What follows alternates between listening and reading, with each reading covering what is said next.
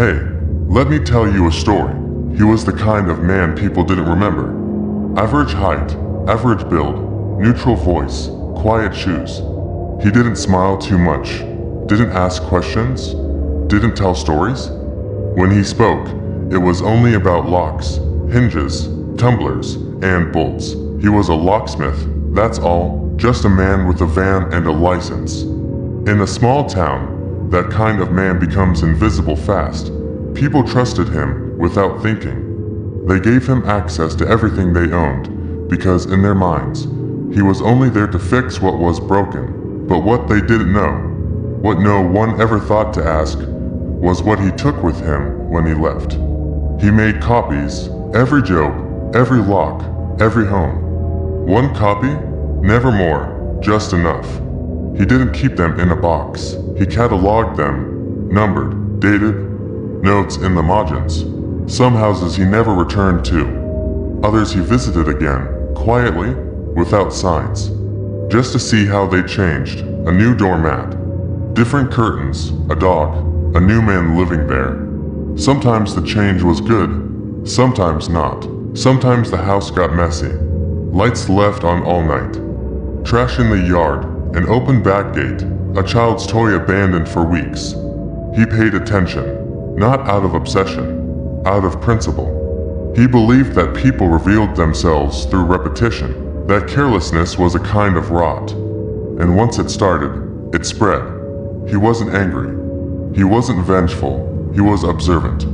And eventually, judgmental. That's when the system began. He didn't call it that, but that's what it was. A slow method of sorting. Who respected their space, who earned silence, who deserved to sleep safely, and who didn't. He never broke a window, never picked a lock.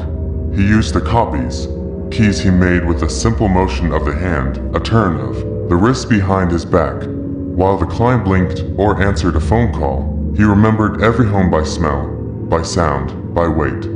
He knew how loud the steps were on each floorboard, knew which fridges buzzed, which faucets dripped.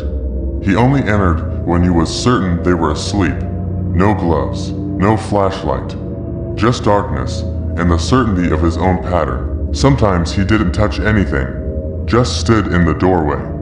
Listened to the breath of a person who didn't know they were being watched. But sometimes he brought the injector. It looked like a pen, modified. He carried it in a cloth pouch. Etomidate, pancuronium, combined. They worked silently. He didn't aim for drama. He aimed for finality, a sting behind the ear. Or the thigh, no struggle, no noise, and no mourning. It always looked natural, always quiet, and always locked from the inside. He didn't call it killing. That word belonged to crime scenes, broken glass, shouting, blood on walls. That wasn't what he did. It wasn't violent. It wasn't emotional. It was precision. Observation followed by correction. And sometimes, that correction meant ending something that had already started dying. Most of them never knew. The ones he selected, the ones whose lives he chose to shut down, they weren't bad people. They weren't cruel or dangerous, but they had failed something. He saw patterns, mold around the baseboards, unwashed clothes building up, mailboxes overflowing. Small things, but he believed small things mattered. He believed a person who couldn't care for the space they lived in was already on their way out. All he did was speed it up. Sometimes he gave them warnings.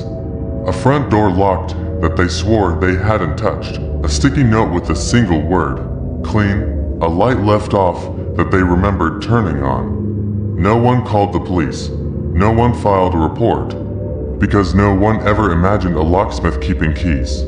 No one imagined he'd come back. But he always did. The second visit was never the same. That was when he decided, if the house was worse, if the same dishes were still in the sink, if the bed hadn't been made in a week.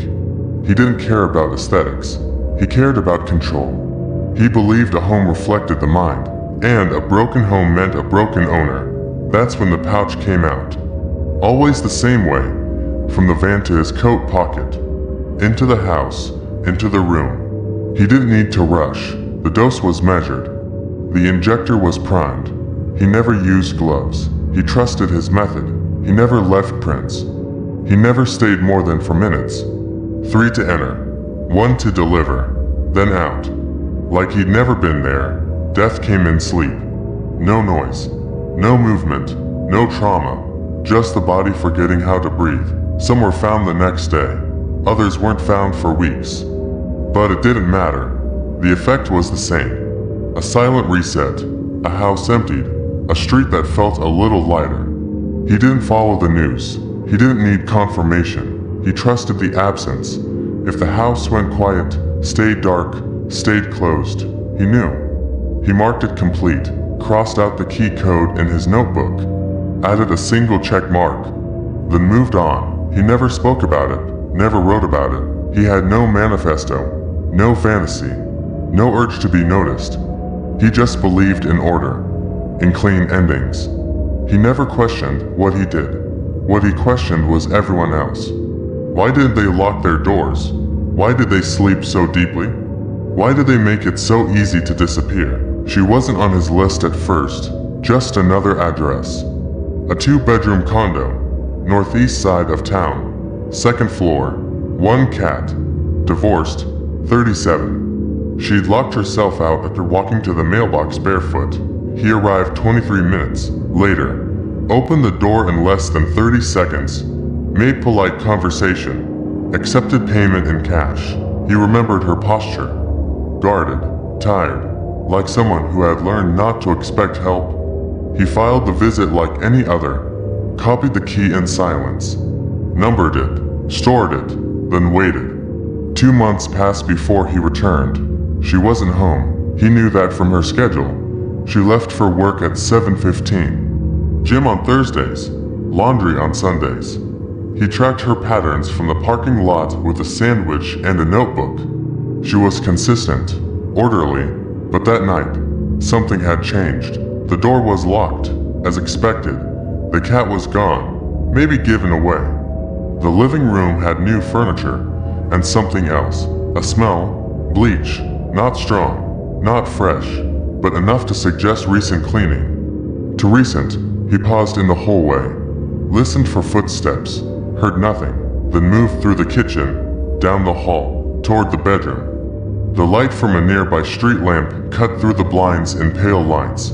She was asleep, breathing steady, face turned toward the wall.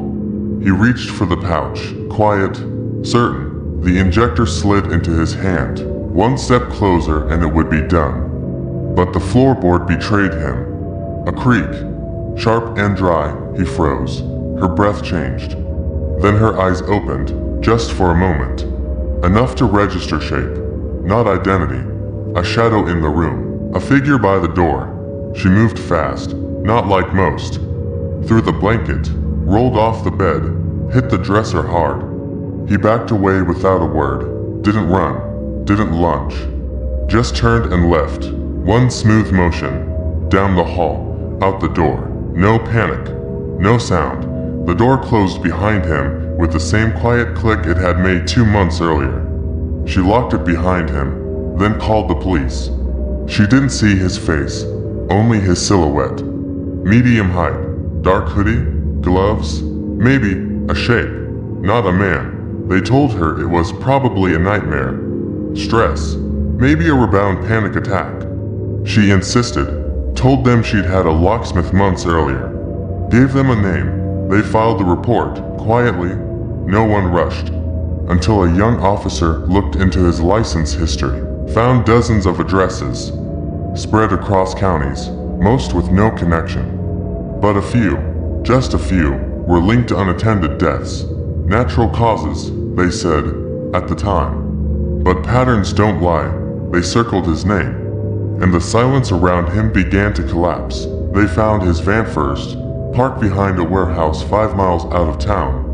Locked, clean, no prints, no tools inside. Just a notebook, spiral bound, worn at the edges.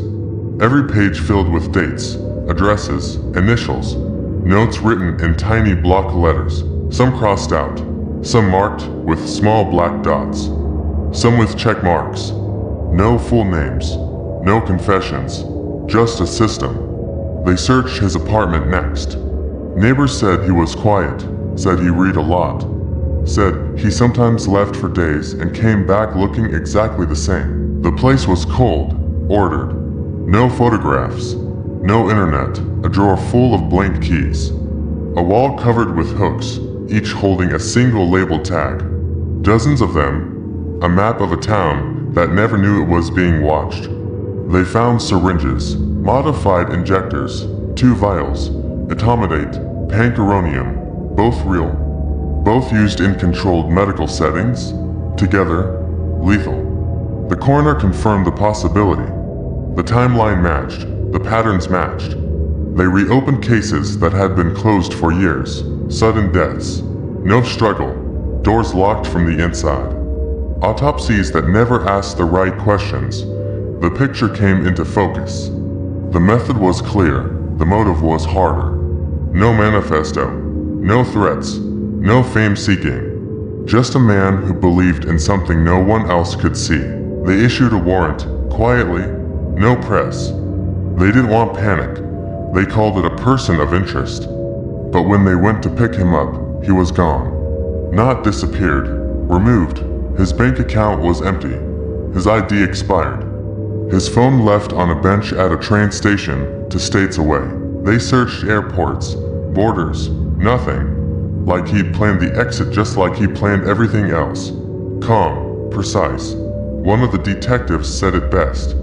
He said, the scariest thing about him wasn't that he killed. It was that he never once made a mistake, except maybe that one floorboard, and even then, he walked away untouched. There were rumors after that, stories. People finding old keys in their mailbox. A friend swearing they heard breathing in their hallway at night.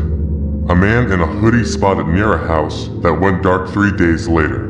No proof, no trace, just a growing silence. Some say he's still out there, waiting, watching, choosing, not because he's hunting, but because he's patient, because some doors still haven't been locked, and some people still haven't earned their sleep. So, if your house feels colder than it should, if you find a light turned off that you swear was on, if your front door clicks shut behind you just a little too gently, ask yourself one thing: who made your keys? And why haven't you changed the lock? Follow for more.